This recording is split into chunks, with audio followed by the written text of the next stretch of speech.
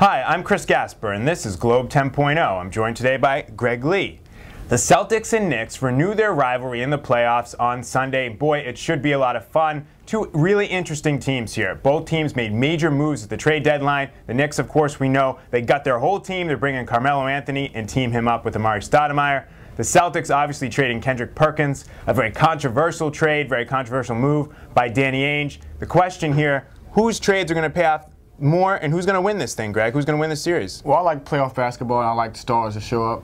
And it's going to be interesting to see what Carmelo Anthony does. And with Amari Stoudemire, I really think if both those guys have great series, the Celtics are going to have some trouble, especially if Rajon Rondo is not up to par.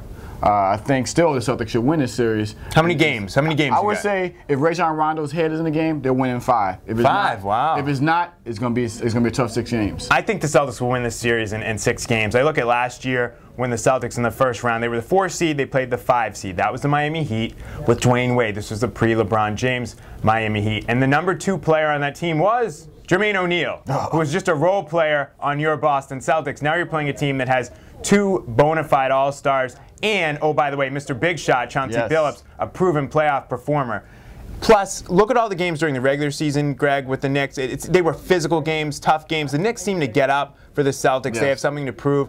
That's why I think it goes 6. Yeah, I think so too. I really think Carmelo Anthony wants to give the NBA a little taste of what this new team is going to be like. He knows that this team is not built to win a championship, but at the same time, he wants to show on the big stage that he can play. And yes, if Mr. Big Shot can go back to the hands of time and do something nice, he's still dangerous. I'm telling you, he's still dangerous. And if Rondo, like I said before, does not get his act together, it could be a long series. See, that's what worries me, what you just said. And I know I'm saying 6. I think this could go 6. And to me, this is energy that the Celtics don't need to be expending in the first round, because it's going to be a long road if they get to where we hope that they get to. I mean, not having home court. I hope the Celtics learned a lesson last year when they played an extra game against Orlando, and I think that really drained them for Game 7. So they can't afford to have any extra games, such as with the Knicks. They need to get rid of them in 5 games so they can be rested and get these old guys ready to go for the next round.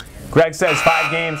I say 6 games. We're both in agreement. The Celtics will win this thing. Hopefully, they expend minimal effort in the first round against the Knicks.